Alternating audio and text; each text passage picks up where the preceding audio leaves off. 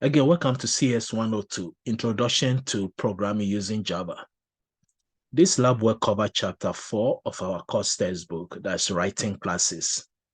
So our main objective is to write again user-defined classes to solve two problems. Our first problem is to write a class called counter that represents a simple tally counter, which might be used to count people as they enter a room. The counter class should contain a single integer as instance data. So this means our class counter will have only one instance variable, which will represent the count. Then it also have a constructor. So we are going to write a constructor to initialize the count to 0. So this will be a default constructor. Then next we should write a method called create that will increment the count. So anytime again we call the method create, it will increment the count by 1. And also another method called getCount that returns the current count. Also, we are going to include a method called reset. So this method will reset the counter to 0 anytime we call it. Then finally, we are going to create a driver class, and the driver class name will be the counter test. So counter test class is where our main method will be. And that's where we are going to create two counter objects. And also we are going to test their methods. So first we start with our counter class. So again, we start with the keyword public class, and the name of the class is counter. Again, this class has only one instance variable. So the name is count, and the data type is int, and it's private. Next, we have our constructor. As we know, constructor always is a special method. The name is the same as the class name, and it doesn't expect any returning value and no void. So this is a default constructor because the argument is empty. And anytime we create an object, we call the default constructor, the object counter will be initialized to 0. Then next we have the create method.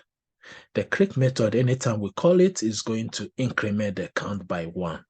So we just have to have count plus plus, or we can write count equal to count plus 1. So this will increment the count variable by 1. Then next we have the get counter method. This will return the current value we have for the count variable. Then we also have the reset. The reset method, they said we should always reset it to 0. So we assign 0 to the count. Next, we are going to have our main class with the main method. So according to the question, the name is counter test. So this is where we are going to run our program. So inside the main method, we created two objects, C1 and C2. So we have two counter objects, C1 and C2, using the default, again, constructor. Next, we want to call the function or the method name getCount. So calling a getCount, it will tell us the current count we have for C1 object, and which should be 0. The reason why, because if we go to the constructor, when we call a constructor to initialize our object, it's going to initialize the count to 0. And so far, the only thing we did is to create the object, C1 and C2. So we are going to have 0 for C1 and C2. Then next, we click on C1 5 times. So which means C1 will be 5 now. Then we also click on C2 3 times, which means C2 will be 3. So our output will be count 1 is 5 and count 2 is 3. Now we reset C1 object to 0. So we call the reset method C1.reset. So this time, if we print C1.getCount, we are going to get 0. And since we didn't reset C2, we're still going to get 3 for C2. So again, our output will be 0, 0 for the first system.out.println, Then the second, we are going to get 5 and 3 because we call C1 5 times. Then the crick, we crick it 5 times. C2, we crick it 3 times. So we get 5 and 3. Then we set the C1 to 0. So we are going to get 0 and 3. C2 will still be 3. Now let's look at the second problem. The second problem said we should write a class called the car that contains instant data that represent the make, the model, and also the year. So the class car have 3 instance variables, the make, model, and year. Next, we are going to define the car constructor to initialize these 3 values. Then we are also going to include getter and setter method for all the instances. So this means we are going to have 6, 3 getters and 3 setters. Then we're also going to have the toString method, which will return again 1-line description of the car.